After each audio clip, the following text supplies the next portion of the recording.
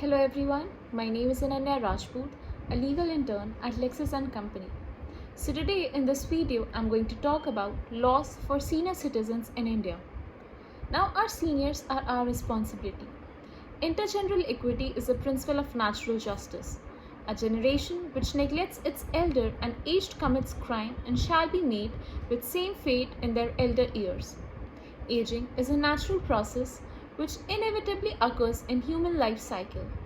It brings with a host of challenges in the life of the elderly which are mostly caused by the changes in the body, mind, thought process. Aging refers to a decline in the functional capacity of the organs of human body which occurs mostly due to physiological transformation.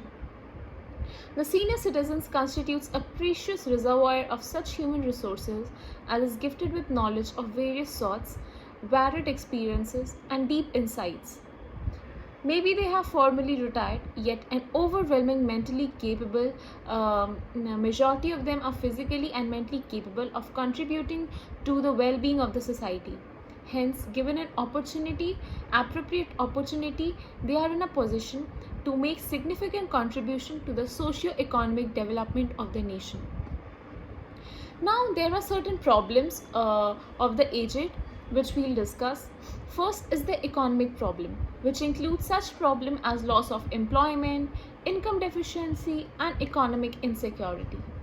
Second is physical and physiological problems, which includes health and medical problems, nutritional deficiency, and the problems of adequate housing, and many more. Third is psychological problem, which cover problems related with their psychological and social maladjustment as well as the problem of elder abuse. Then are the national efforts. Now constitution protection like Article 41, it says right to work, to education and to public assistance in certain cases. The state shall, within the limits of economic capacity and development, make effective provision for securing the right to work, to education, and to public assistance in cases of unemployment, old age, sickness, disablement, and in other cases of undeserved want. Article 46, it says the promotion of educational and economic interest of and other of elder people and other weaker section. The state shall promote with special care the educational and economic interest of the weaker section of the people and shall protect them from social injustice and all forms of exploitation. Then comes legal protection. Now, under personal laws, the moral duty to maintain parents is recognized by all people. However, so far as law is concerned, the position and extent of such liability varies from community to community. Then comes the Hindu laws.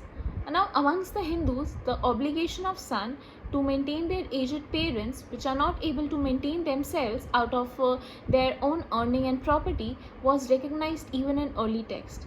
And this obligation was not dependent upon or in any way qualified by a reference to the possession of family property. It was a personal legal obligation enforceable by the sovereign or the state. The statutory provision for maintenance of parents under Hindu personal law is contained in section 20 of the Hindu Adoption and Maintenance Act, 1956. Now, this act is the first personal law statute in India which imposes an obligation on the children to maintain their parents. As is evident from the wording of the section, the obligation to maintain parents is not confined to sons only, and daughters also have an equal duty towards parents. It is important to note that only those parents who are financially unable to maintain themselves from any source are entitled to seek maintenance under this act.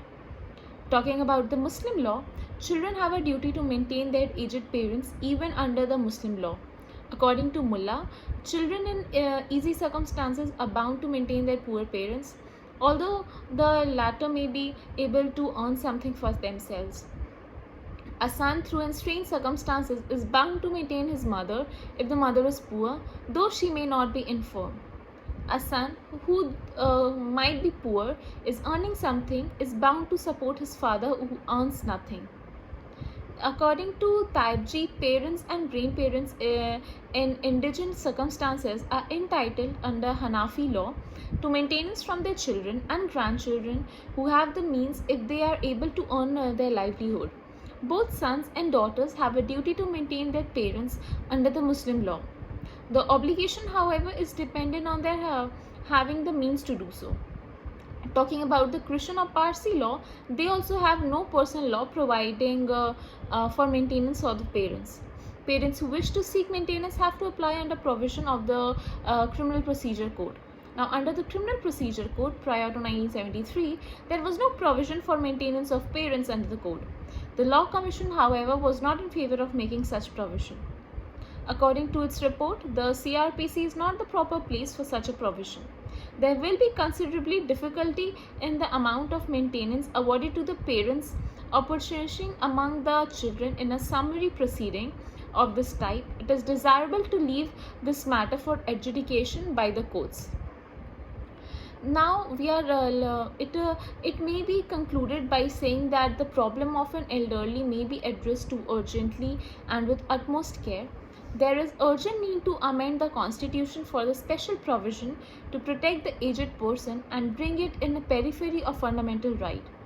With the degeneration of joint family system, dislocation of familiar bonds, and loss of respect for the aged person, the family in modern times should not be thought to be a secular place for them. Thus, it should be a constitutional duty of the state to make an act for the welfare and extra protection of the senior citizen, including palliative care. Thank you.